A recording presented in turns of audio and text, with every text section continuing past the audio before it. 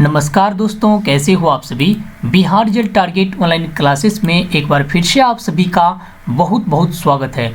उम्मीद करते हैं आप सभी अच्छे से होंगे और स्वस्थ भी होंगे।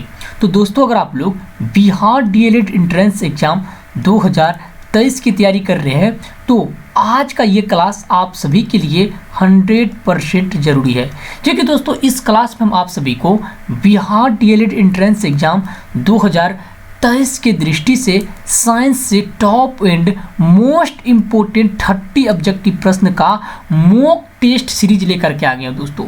मॉक टेस्ट दोस्तों, अगर आप लोग जो है इस मॉक टेस्ट सीरीज को पूरा देख लेते हैं तो हम 100% गारंटी देते हैं कि ज़रूर आपके एंट्रेंस एग्जाम में 30 में से 1 या 2 प्रश्न आएंगे। दोस्तों, अगर आप लोग को कोई कहता है कि 100 में 100 प्रश्न यही पूछेगा तो ये बहुत गलत है।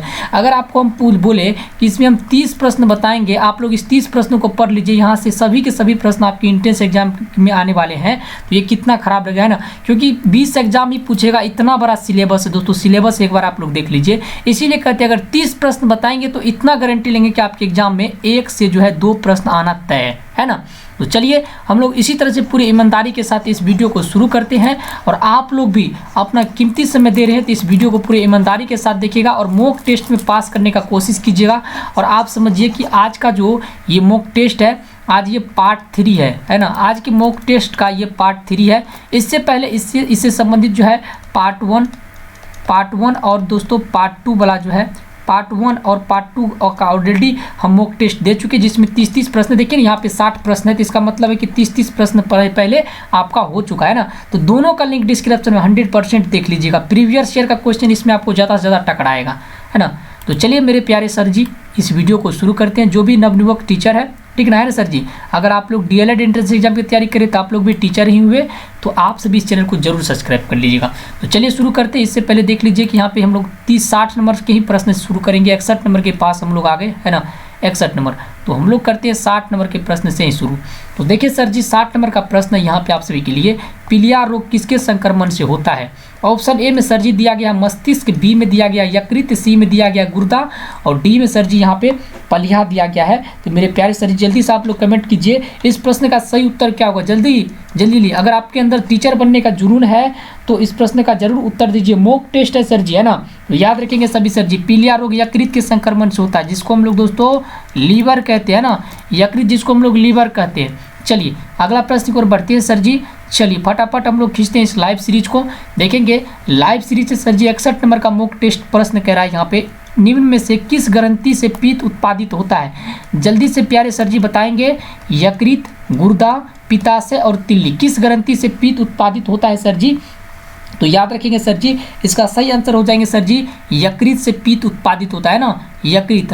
और संग्रहित कहाँ होता है, पित्ताशय में। उत्पादित यकृत से होता है, संग्रहित कहाँ होता है दोस्त सर जी, संग्रहित आप कहेंगे कि सर जी हाँ बिल्कुल आप सही वर्ड है। संग्रहित जो होता है पित्त कहाँ होता है, पित्त तो संग्रहित पित्ताशय में होता है ना सर जी। चलिए अगला प्रश्न को बढ़ते हैं सर जी, आपका ए सही हो जाएंगे ना, है ना। पित्त उत्पादित कहाँ से, यकृत से होता है सर जी। चलिए अब देखेंगे पित्त संग्रहित कहाँ होता है ना सर जी। आगे ना आपका प्रश्न, पित्त कहाँ संग्रहित होता है, जल्दी से मेरे प्यारे सर जी बताइएगा। इस प्रश्न का सही आंसर हो जाएंगे सर जी, यहाँ पे देखेंगे पित्ताशय। ऑप्शन नंबर आपका सी जो है यही करेक्ट हो जाएगा, है ना सर जी। चलिए मेरे प्यारे सर जी, अगला प्रश्न को बढ़ते हैं और आप लोग मन लगा के तैयारी कीजिए।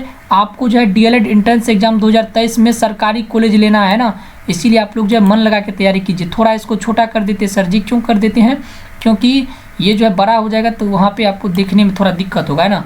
देखेंगे वैसे तो दिखाई देने में कोई प्रॉब्लम नहीं होगा, इधर कट जाता है थोड़ा।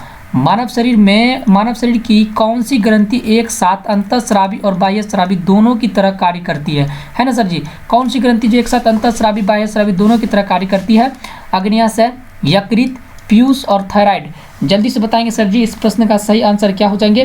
तो याद रखिएगा प्यारे सर जी, 63 नंबर का जो प्रश्न है, अंतःस्रावी और बाह्यस्रावी की तरह मनुष्य की कौन सी ग्रंथि कार्य करता है मेरे प्यारे सर जी।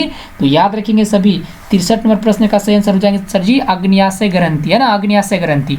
चलिए अब देखेंगे यहाँ पे सर जी 64 नंबर का प्रश्न कह रहा है आपको अब उत्तर बताने के लिए निम्नलिखित में से किस ग्रंथि कौन सी ग्रंथि इंसुलिन बनाती है।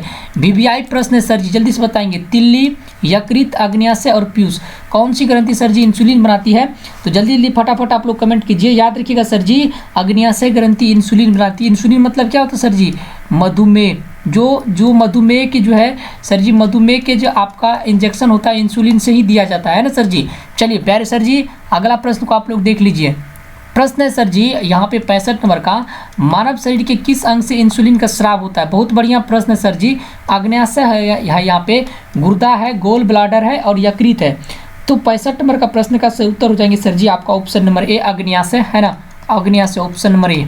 चलिए अगला प्रश्न और है सर जी, पैंक्रियाज की कोशिकाएं कहे थे सर जी, यहाँ पे समझ गए सर जी। अब देखेंगे सर जी, हम लोग मैथिली वाले हैं इसीलिए हम लोग जो है मैथिली बोल देते कभी कभी बीच में, है ना। पैंक्रियाज की कोशिकाएं जो इंसुलिन उत्पन्न करती है क्या कहलाती है। थाइमस, एस्ट्रोजन, कर्पस जो है एपिडाइमिस, ठहरे सर जी, एपिडिडाइमिस और यहाँ पे डी में आइलेट्स ऑफ लैंगरहैंस। जल्दी से बताएंगे क्या होगा इस प्रश्न का सही उत्तर। 66 नंबर का 66 नंबर का प्रश्न हो जाएंगे sir ji, islands of Langerhans कहलाती है ना सर जी।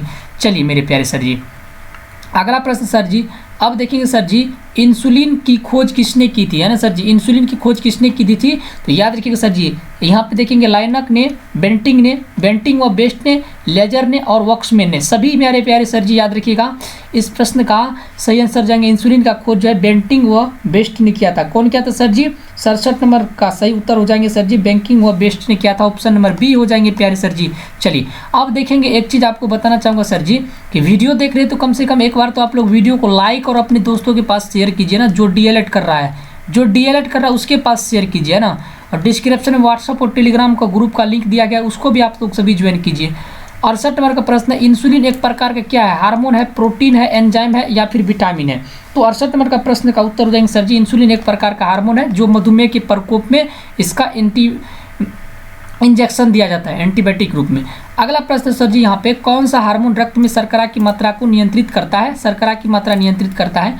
ग्लूकोजन, थायरोक्सिन, ऑक्सीटोक्सिन और यहाँ पे सर जी इंसुलिन। जल्दी से बताएंगे सर जी 69 नंबर प्रश्न का सही आंसर क्या हो जाएंगे। तो सर जी 69 नंबर प्रश्न का सही आंसर हो जाएंगे insulin hormone, option number D आपका करेक्ट हो जाएंगे। चलिए अगला प्रश्न है सर जी, अगला प्रश्न को यहाँ पे देख लेते हैं। प्रश्न सर जी 70 नंबर का प्रश्न यहाँ पे कह रहा है, प्रश्न देखेंगे, निम्नलिखित में से किन कोशिकाओं से इंसुलिन का रिसाव होता है। अल्फा कोशिकाएं, बीटा कोशिकाएं, गामा कोशिकाएं या तंत्रिका कोशिकाएं। इंसुलिन का रिसाव किन कोशिकाओं से होता है सर जी, बीटा कोशिका याद रखिएगा, है ना, बीटा कोशिका वीवीआई है। चलिए अगला प्रश्न को देख लेते हैं सर जी।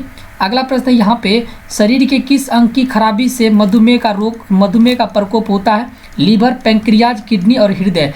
तो याद रखिए सर जी, शरीर की किस अंग की खराबी से मधुमेह का प्रकोप होता है। तो सभी याद रखेंगे सर जी, आप सभी जानते हैं ना कि पैंक्रियाज, है ना, पैंक्रियाज की कोशिका की खराबी के कारण मधुमेह का रोग होता है, ऑप्शन नंबर बी सर जी। अगला प्रश्न सर जी, यहाँ पे किस रंग द्रव की उपस्थिति के कारण मानव के मल का रंग पीला होता है। पेप्सिन, रेनिन, एमिलेस और दोस्तों यहाँ पे सर जी यूरेबिलिन। ठीक है, जल्दी से बताएंगे किस रंग द्रव के कारण मानव मल का रंग जो होता है वो पीला होता है। तो याद रखेंगे यूरेबिलिन के कारण, है ना, यूरेबिलिन के कारण, ऑप्शन नंबर डी करेक्ट हो जाएंगे सर जी। अब देखेंगे सर जी, अगर आप डीएलएड एंट्रेंस एग्जाम 2023 की तैयारी कर रहे हैं और बेस्ट सफलता पाना चाहते हैं, बेहतर सफलता पाना चाहते हैं, तो सर जी अगर आप लोग पेड पीडीएफ लेना चाहते हैं तो ये व्हाट्सअप नंबर पे आप लोग जो जरूर कांटेक्ट कीजिए 8409955650, या फिर सर जी डिस्क्रिप्शन में जो व्हाट्सअप ग्रुप का लिंक दिया गया उसको भी आप ज्वाइन करके पेड पीडीएफ ले सकते हैं, 4 सब्जेक्ट वाला, है ना सर जी। चलिए अगला प्रश्न की ओर बढ़ते हैं। अगला प्रश्न दोस्तों यहाँ पे ये कह रहा है, निम्नलिखित में से किस भाग में पाचन एवं श्वसन नलियाँ क्रॉस करती है। यहाँ पे ग्रसनी, कंठ, ग्रास नली और श्वास नली, है ना सर जी। 73 नंबर का प्रश्न का सही उत्तर हो जाएंगे सर जी यहाँ पे ग्रसनी में, ऑप्शन नंबर ए यहाँ पे करेक्ट हो जाएंगे। चलिए अगला प्रश्न सर जी यहाँ पे 74 में, आहार नाल में स्टार्च के पाचन में अंतिम उत्पाद क्या है। सुक्रोज है, यहाँ पे लैक्टोज है, माल्टोज है या फिर आइसोमाल्टोज है। जल्दी से आप लोग बताएंगे। आज 74 नंबर प्रश्न का सही उत्तर क्या हो जाएंगे सर जी। तो याद रखिएगा सर जी 74 नंबर प्रश्न का आपका सही आंसर हो जाएंगे ग्लूकोज, ऑप्शन नंबर ए आपका करेक्ट हो जाएंगे सर जी।